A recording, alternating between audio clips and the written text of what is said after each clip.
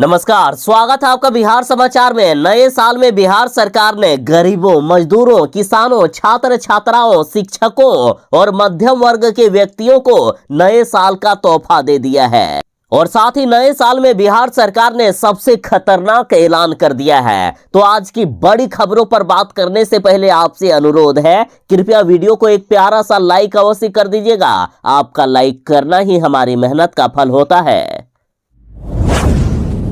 बिहार में inter pass छात्राओं के खाते में भेजे जाएंगे 25-25 हजार रुपए। नीतीश सरकार ने बिहार के छात्राओं को नए साल की खुशखबरी दे दी है। मुख्यमंत्री नीतीश कुमार जी ने इंटर पास छात्राओं को नए साल का तोहफा दे दिया। जल्द ही उनके खाते में 25-25 हजार रुपए आने वाले हैं। मुख्यमंत्री नीतीश कुमार जी ने फरवरी 2021 में ऐलान किए थे कि इंटर पास करने वाले छात्राओं को 25-25 हजार रुपए दिए जाएंगे और अब इसका समय आ गया है। नीतीश सरकार ने छात्राओं के लिए खजाना खोल दिया है। अब विभाग की ओर से सामान्य वर्ग के छात्रों के छात्रवृत्ति के अलावा इंटर पास करने वाली अविवाहित छात्राओं के प्रोत्साहन मद में 631 करोड़ रुपए आवंटित की गई है। अब जल्द ही छात्राओं के खाते में 25-25 हजार रुपए भेजे जाएंगे। उसके साथ ही बड़ी खुशखबरी ये भी है कि 9वीं और 10वीं में पढ़ने वाले चाहे छात्र हो या छात्रा, जिनके पारिवारिक आय 1.5 लाख से कम है, उनको स्कॉलरशिप मिलेगा।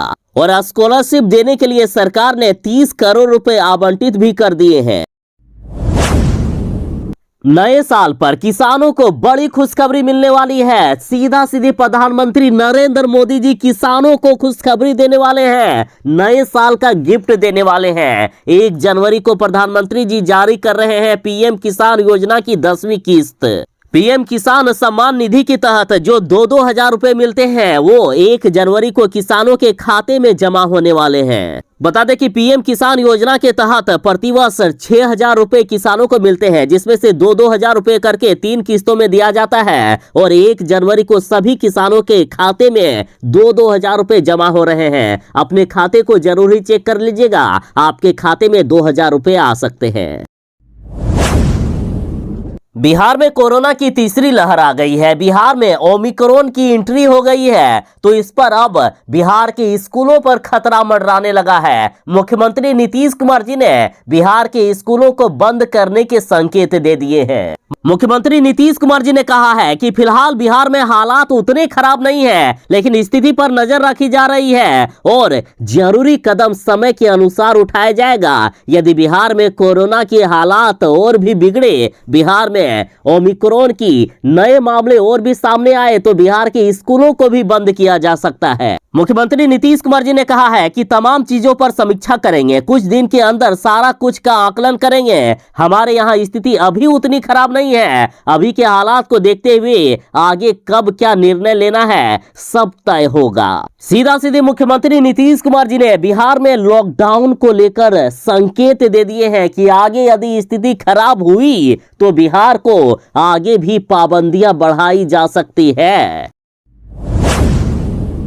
बिहार में कोरोना फिर से हाहाकार मचाने वाला है। बिहार में फिर से लॉकडाउन हो सकता है। कहा जा रहा है कि जिस तरह से कोरोना की रफ्तार बिहार में बढ़ रही है और यही रफ्तार हुई तो मार्च 2022 में बिहार फिर से लॉकडाउन हो सकता है। मार्च में पीक पर यानी सबसे खतरनाक स्थिति पर होगा बिहार में कोरोना। कहा जा रहा है कि बिहार में कोरोना की स्पीड 1.5 गुना बढ़ गई है। 15 जनवरी तक रोज 3,000 केस मिलेंगे। मुख्यमंत्री नीतीश कुमार जी ने भी ऐलान कर दिए हैं कि बिहार में कोरोना की तीसरी लहर आ गई है। बिहार में कोरोना के नए वेरिएंट ओमिक्रॉन ने पूरी तरह से तबाही मचाना शुरू कर दिया है। तो वहीं नीतीश सरकार ने संकेत दे दिए हैं, यदि कोरोना की रफ्तार बढ़ी तो सबसे पहले स्कूलों को बंद किया जाएगा। बिहार के सार्वजनिक स्थानों को बंद किया जाएगा, नाइट कर्फ्यू लगाया जाएगा और यदि स्थिति और भी बिगड़ी तो बिहार में लॉकडाउन भी किया जा सकता है।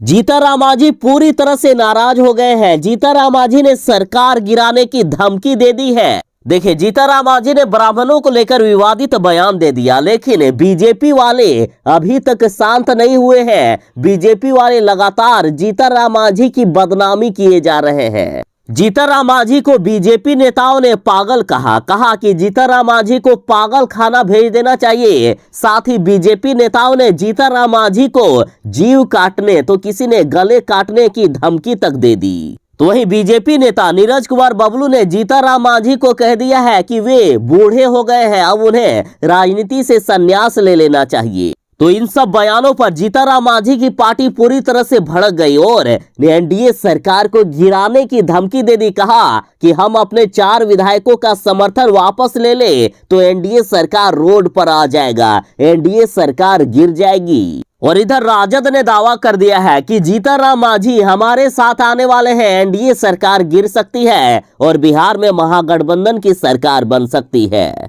राजद ने कहा कि नए साल में खेला होगा, जीतन राम मांझी एनडीए सरकार को गिरा देंगे।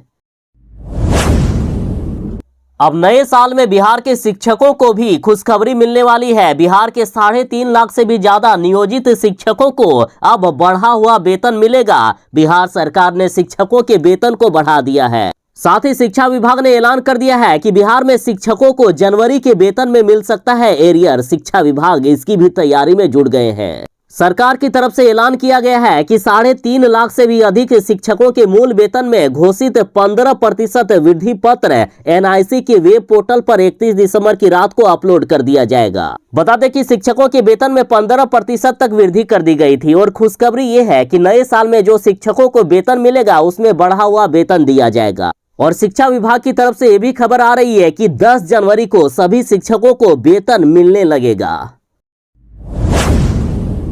जरा सावधान, नए साल में आज से भयानक ठंड बढ़ने वाली है। बिहार में हाड़ कपा देने वाली ठंड बढ़ने वाली है। कहा जा रहा है कि 1 जनवरी को पूरे बिहार में छाया रहेगा घना कोहरा। साथ ही आज 1 जनवरी के बाद बिहार में भयानक ठंड बढ़ जाएगी। बिहार में 1 जनवरी से मौसम अपना असर दिखाएगा। कोहरा के बीच कनकनी बढ़ जाएगी और मौसम विभाग ने इसको लेकर अलर्ट जारी किया है और कहा है कि 5 डिग्री तक बिहार में तापमान गिरने की संभावना है। साथ ही बिहार के पटना के साथ अन्य जिलों में कपकपी वाली ठंड पड़ने वाली है। तो सावधान रहिएगा, जरा बच के रहिएगा। अगले कुछ दिनों तक बिहार में काफी ज्यादा ठंड रहेगी। बिहार में हाड़ कपा देने वाली ठंड आ गई है। हाड़ क्या, रूह कपा देने वाली ठंड आ गई है। और बीजेपी नेताओं ने गरीबों के बीच कंबल का वितरण किया। लगातार नीतीश सरकार की तरफ से गरीबों को कंबल बांटे जा रहे हैं। खबर आ रही है कि राज्यसभा के पूर्व सांसद आर.के. सिन्हा ने अपने आवास पर गरीबों के बीच कंबल का वितरण किया है। तो वहीं स्वास्थ्य मंत्री मंगल पांडे के जन्मदिन के अवसर पर भी बीजेपी वालों ने 1000 गरीबों के बीच कंबल का वितरण किया था। और सरकार का लक्ष्य है कि ठंड के कारण किसी गरीब की, किसी वृद्ध व्यक्ति की जान न चली जाए, इसलिए सरकार हर व्यक्ति तक कंबल देने का काम कर रही है। एक बीजेपी के नेता और जदयू के नेता लक्ष्य बना रहे हैं कि 15-15 हजार लोगों को कंबल वितरण किया जाए। बीजेपी ने ऐलान किया है कि बीजेपी गरीबों की सेवा करती है और हम भी भारतीय जनता पार्टी के सदस्य हैं। हमारा भी फर्ज बनता है कि गरीब ठंड में ना ठिठुरे, गरीबों को ठंड में कोई दिक्कत ना हो। यही सोचकर हम बीजेपी के नेता कंबल बांट रहे हैं। तो वहीं आरजेडी वालों ने भी बड़ा ऐलान किया है कि हम भी गरीबों तक कंबल पहुंचाने का काम करेंगे। और वहीं देखा जा रहा है कि लगभग बिहार की सभी पार्टियां गरीबों तक कंबल पहुंचाने का लक्ष्य बना रही है।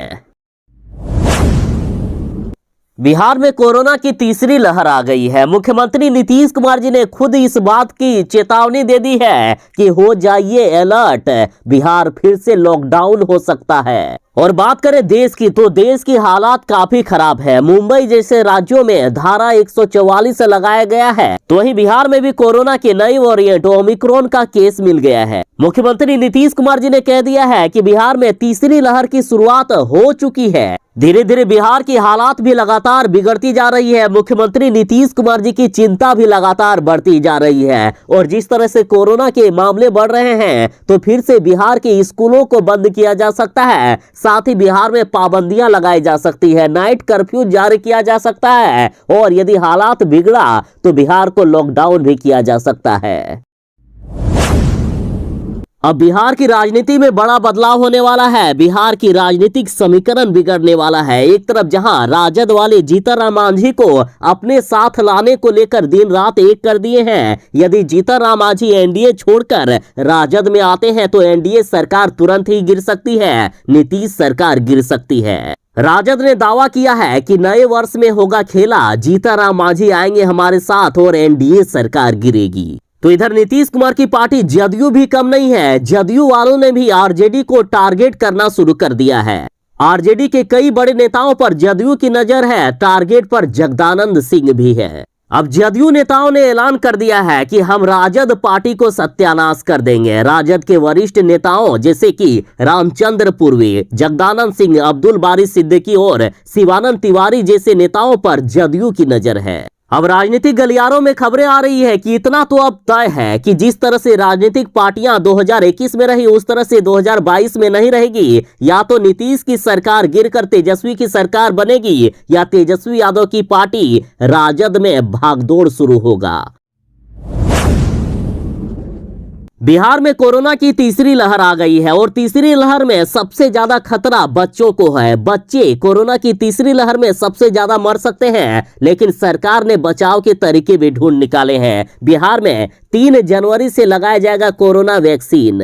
बता दें कि बिहार के साथ पूरे देश में 3 जनवरी से बच्चों को कोरोना की वैक्सीन लगाई जाएगी। पहले नंबर पर 15 से 18 साल के बच्चों को कोरोना की वैक्सीन लगाई जाएगी। और बात करें बिहार की तो बिहार में 15 से 18 साल के बच्चों की संख्या अधिक है। इस कारण बिहार में 3 जनवरी से होने वाली वैक्सीनेशन को लेकर सरकार ने बड़ी तैयारी कर रखी है। प्राथमिक स्वास्थ्य केंद्रों से लेकर स्कूलों में सेंटर बनाए जाने को लेकर काम चल रहा है। अभी 3 जनवरी से 15 से 18 साल के बच्चों को कोरोना की वैक्सीन दी जाएगी। उसके बाद उससे भी छोटे बच्चों को कोरोना की वैक्सीन दिए जाने को लेकर सरकार तैयारी कर रही है। साथ ही आपको बता दूं कि बच्चों को दी जाने वाली कोरोना वैक्सीन की भी 2 डोज होगी। 28 दिन के अंतराल में दोनों डोज बच्चों को दी जानी है।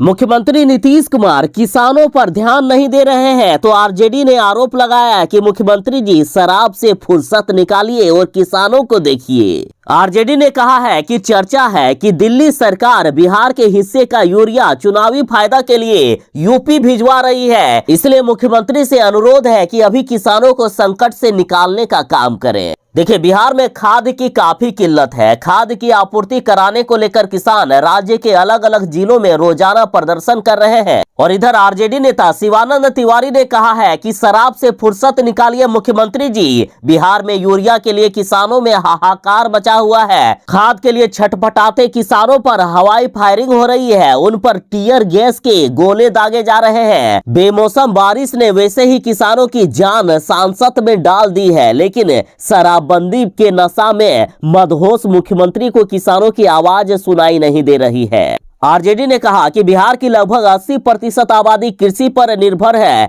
न्यूनतम मूल्य पर धान की खरीदारी नहीं हो रही है। किसान औने पौने दाम में धान बेच रहे हैं, जो धान कटनी के बाद खेतों में रह गया है और समय बारिश में भीग गया। बारिश की वजह से सब्जी पैदा करने वाले किसान अलग सिर पर हाथ रखकर बैठे हुए हैं, लेकिन सरकार की ओर से अब तक किसानों के लिए सांत्वना का कोई बयान नहीं दिया गया। मुख्यमंत्री नीतीश कुमार की सभा में डीजीपी ने कहा है कि मां बाप की मर्जी से शादी नहीं करने वाली लड़कियों की हो रही है हत्या, वेश्यावृत्ति में भी जा रही है ऐसी लड़कियां। यानी दूसरे शब्दों में कहें तो सीधा सीधी सरकार का कहना है कि लव मैरिज करना पाप है। माँ बाप की मर्जी के बिना यदि लड़का लड़की राजी हो और लव मैरिज कर ले तो ये बड़ा पाप है। देखिए, बिहार के डीजीपी ने कहा है कि बेटियों को अपने माँ बाप की मर्जी से ही शादी करनी चाहिए। जो बेटियां माँ बाप की मर्जी के बगैर खुद फैसला ले रही है उनके साथ बहुत ही बुरा हो रहा है। जो लड़की माँ बाप की मर्जी के बगैर शादी करती है, ऐसे कई लड़कियों की हत्या हो जाती है तो कई सारी लड़कियां तो वेश्यावृत्ति में पहुंच जाती है। उनका कोई ठिकाना नहीं रहता है, जिंदगी में क्या करेगी वो भी पता नहीं होता है। साथ ही इसका सबसे ज्यादा दुख परिवार के सदस्यों और माता पिता को उठाना पड़ता है। साथ ही डीजीपी सिंघल ने कहा कि मैं माता पिता से अनुरोध करूंगा कि वे अपने बेटा बेटी को लगातार बातचीत करते रहे, उनको अच्छे संस्कार दे, उनकी भावनाओं को अच्छे से समझे और अपने परिवार को मजबूती से जोड़े।